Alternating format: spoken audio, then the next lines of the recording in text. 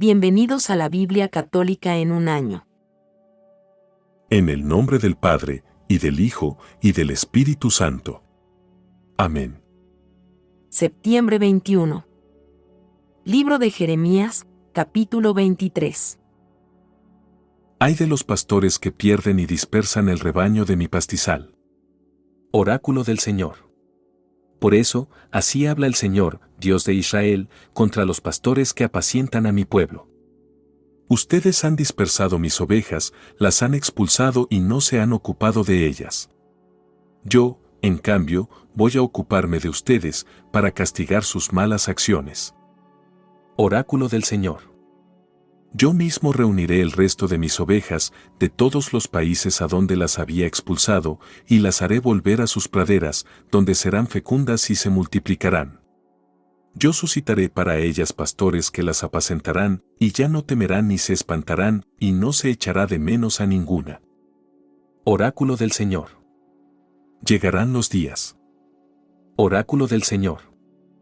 En que suscitaré para David un germen justo, él reinará como rey y será prudente, practicará la justicia y el derecho en el país.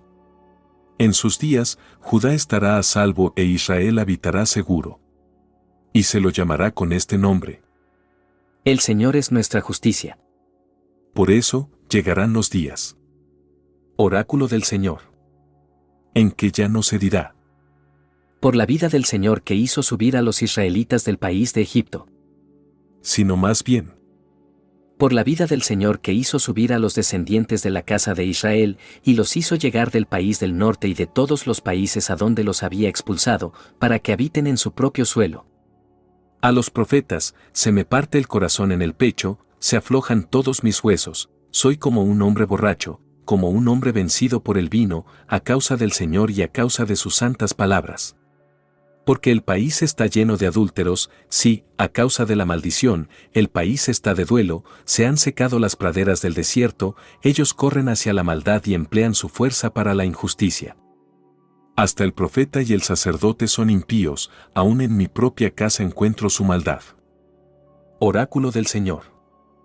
Por eso, su camino será para ellos como un terreno resbaladizo, serán empujados a las tinieblas y allí caerán. Porque yo atraeré sobre ellos desgracia en el año de su castigo. Oráculo del Señor.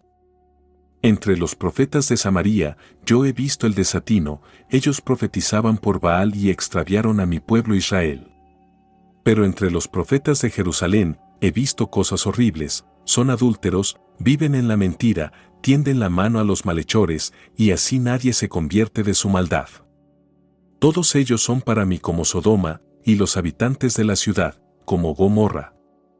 Por eso, así habla el Señor de los ejércitos contra los profetas. Yo les haré comer ajenjo y les daré de beber agua envenenada, porque de los profetas de Jerusalén ha salido la impiedad a todo el país. Así habla el Señor de los ejércitos. No escuchen las palabras de los profetas que profetizan para ustedes, no hacen más que ilusionarlos, lo que dicen son visiones de su imaginación, no lo que sale de la boca del Señor. Ellos se atreven a decir a los que desprecian la palabra del Señor. Ustedes tendrán paz. Y a los de corazón obstinado, les dicen. No les sucederá nada malo. ¿Pero quién de ellos asistió al consejo del Señor para ver y escuchar su palabra? ¿Quién prestó atención y oyó su palabra? Miren el huracán del Señor, se ha desencadenado el furor, se desata el torbellino, y se abate sobre la cabeza de los malvados. La ira del Señor no se volverá atrás hasta haber ejecutado y cumplido los designios de su corazón. Al término de estos días, ustedes comprenderán esto claramente. Yo no envié a esos profetas, pero ellos corrieron, yo no les hablé, pero ellos profetizaron. Si hubieran asistido a mi consejo, habrían proclamado mis palabras a mi pueblo, lo habrían hecho volver de su mal camino y de la maldad de sus acciones. ¿Acaso yo soy Dios solo de cerca? Oráculo del Señor. ¿Y no soy Dios de lejos? ¿Puede un hombre esconderse en un lugar secreto sin que yo lo vea? Oráculo del Señor. ¿Acaso no lleno el cielo y la tierra? Oráculo del Señor. Yo escuché lo que dicen los profetas que profetizan falsamente en mi nombre, diciendo: He tenido un sueño, he tenido un sueño. ¿Hasta cuándo continuará esto en el corazón de esos profetas que profetizan falsamente y vaticinan sus propios pensamientos engañosos? Con los sueños que se cuentan unos a otros, ellos piensan hacer que mi pueblo se olvide de mi nombre, como sus padres olvidaron mi nombre por el de Baal.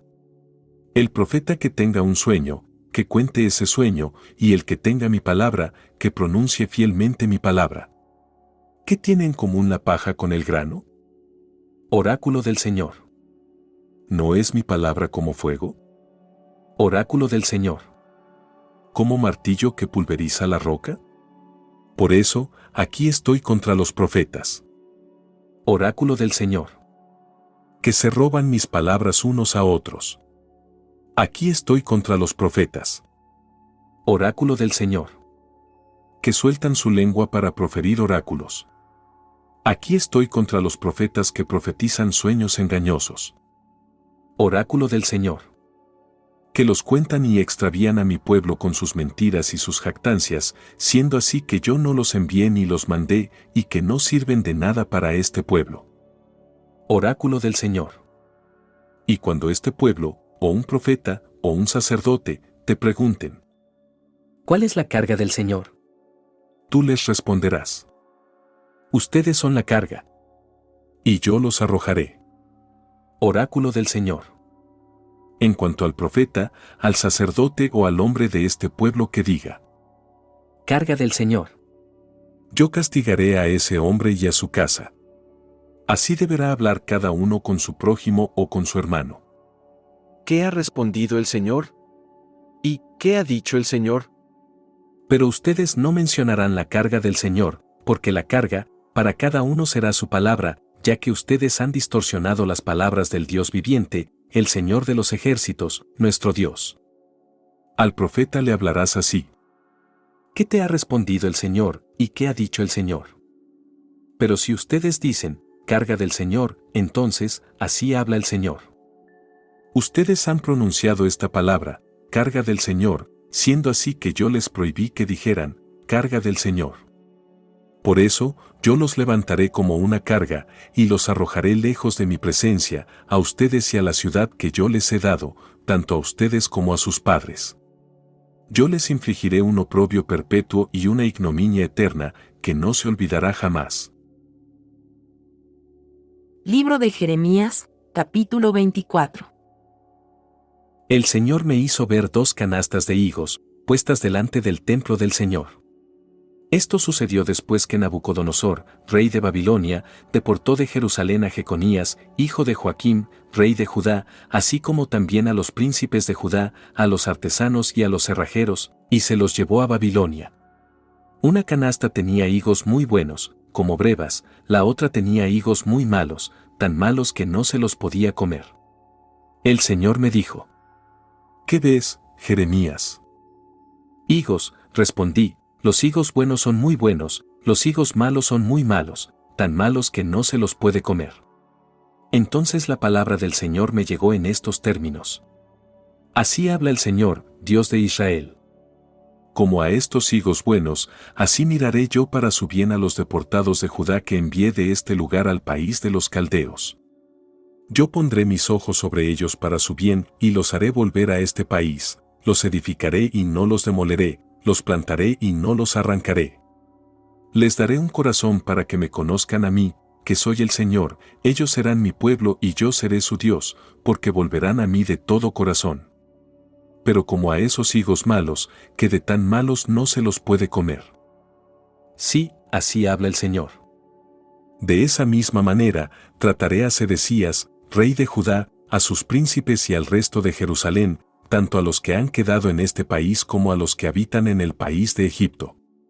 Yo haré de ellos un objeto de terror para todos los reinos de la tierra, un objeto de escarnio, de sátira y de risa, y una maldición en todos los lugares a donde los expulsaré.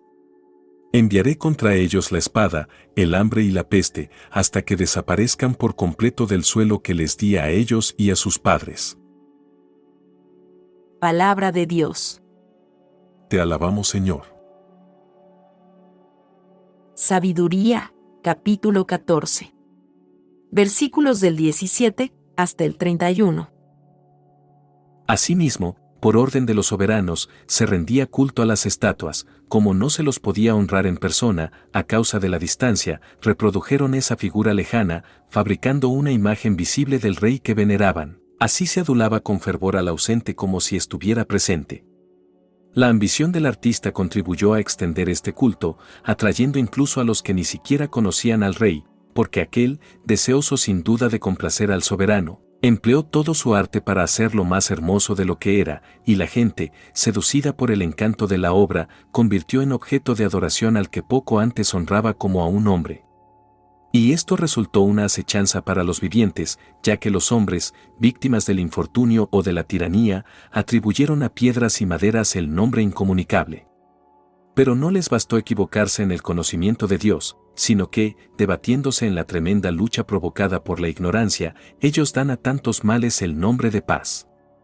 Con sus ritos infanticidas, sus misterios ocultos y sus frenéticas orgías de costumbres extravagantes, ya no conservan puros, ni la vida ni el matrimonio, uno elimina al otro a traición o lo aflige por el adulterio. En todas partes reina el caos, sangre y muerte, robo y fraude, corrupción, deslealtad, agitación, perjurio, vejación de los buenos, olvido de los beneficios, contaminación de las almas, perversión sexual, desorden en el matrimonio, adulterio y libertinaje. Porque el culto de los ídolos sin nombre es principio, causa y fin de todo mal, sea que se diviertan hasta el delirio o pronuncien falsos vaticinios, sea que vivan en la injusticia o perjuren con toda tranquilidad. Y como ellos ponen su confianza en ídolos sin vida, no esperan ningún daño de sus falsos juramentos. Pero recibirán su merecido por un doble motivo, porque, al entregarse a los ídolos, se han hecho una falsa idea de Dios, y porque han jurado injusta y falsamente, menospreciando la santidad. Porque no es el poder de aquellos por quienes se jura, sino el justo castigo reservado a los pecadores, lo que recae siempre sobre la transgresión de los injustos. Gloria al Padre y al Hijo y al Espíritu Santo. Como era en el principio, ahora y siempre, por los siglos de los siglos. Amén. Carta a los Gálatas, capítulo 2.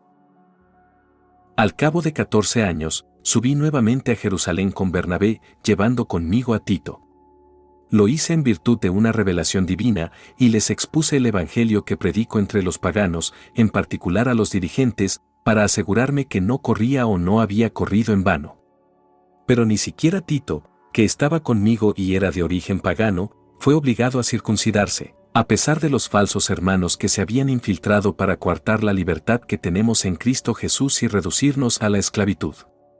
Con todo, ni por un momento les hicimos concesiones, a fin de salvaguardar para ustedes la verdad del Evangelio. En cuanto a los dirigentes, no me interesa lo que hayan sido antes, porque Dios no hace acepción de personas, no me impusieron nada más. Al contrario, aceptaron que me había sido confiado el anuncio del Evangelio a los paganos, así como fue confiado a Pedro el anuncio a los judíos.